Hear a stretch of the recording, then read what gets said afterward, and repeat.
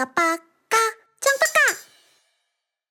자, 제가 지난주에 안면 비대칭 예방하기 위해서 이제 꺼져 무는 방법 알려드렸는데, 제가 그 꺼져 무는 방법이나 메커니즘에 대해서 설명이 조금 부족한 것 같아가지고 추가 설명을 제가 드리려고 해요. 자, 제가 꺼져를 물려고 했던 이유는 뭐냐면, 초기에 이제 안면 비대칭이 올 때 이런 느낌이 듭니다.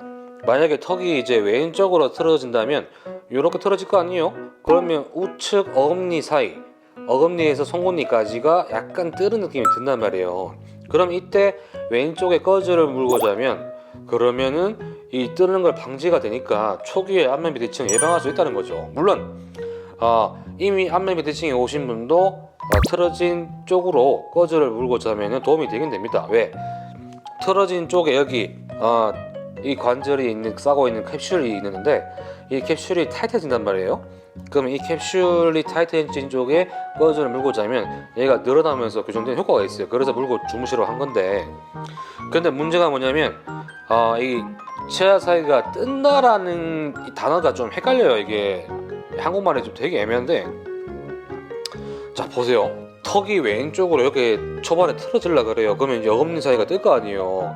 근데 이 턱은 1차원적으로 틀어진 게 아니라 3차원으로 틀어진단 말이에요. 왼쪽으로 틀어진다 그러면 이렇게 익스커전 되면서 왼쪽으로 회전이 이렇게 되려고 한단 말이에요. 근데 초기에는 회전 없이 그냥 익스커전만 이렇게 됩니다.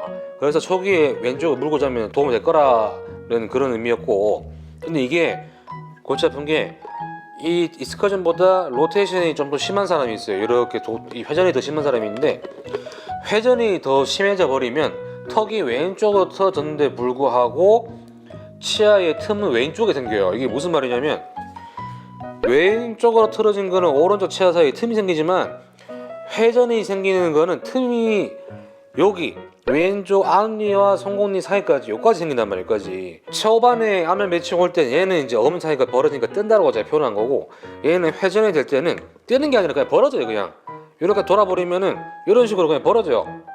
여기 보이나요? 이런 식으로 이제 왼쪽 치아 앞니 사이에 송곳니 사이까지 그냥 벌어집니다. 뜨는 게 아니라, 뜨는 거는 이런 게 뜨는 거고, 이해 가시죠? 그래서 이렇게 뜨는 경우에 반대쪽에 꺼져 물고 자면은 뜨는 걸 방지할 수 있으니까 그런 도움이 된다라는 그런 뜻이었어요. 그리고 또 질문을 많이 주셨던 게 뭐냐면, 도대체 꺼즈의 두께는 얼마만큼 해야 되느냐? 보통 약국에 사면은 가로 10, 세로 10짜리 이제 꺼져 있단 말이에요. 요거를 이제 접고 접어서 꽉꽉 말아요. 꽉꽉. 그럼 한 요 정도 두께 됩니다. 요 정도. 요 정도가 되는데 대충 한 4mm에서 5mm 정도면 충분해요.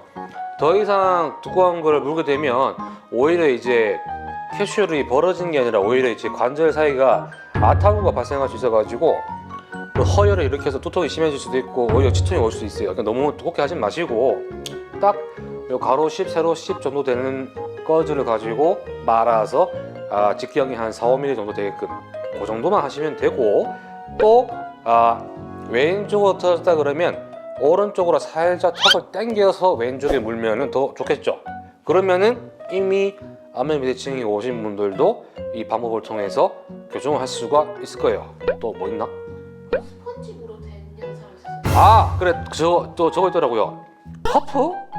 퍼프 맞나? 네. 뭐 화장 퍼프? 뭐 스펀지 말랑말랑한 거 되냐고 물어보신 분이 있는데, 너무 말랑말랑한 건 효과가 없어요. 너무 말랑말랑하면 무나 마나가 똑같아요. 그냥 그거보단 꺼져줘요. 이게 꺼즈가 약국에 사면 좀 비싸요. 이게 근데 인터넷 구매하면 싸거든요. 인터넷 구매 하셔가지고 한 박스에 8,000원인가 만 원인가 할 거예요 아마. 그냥 그거 사세요.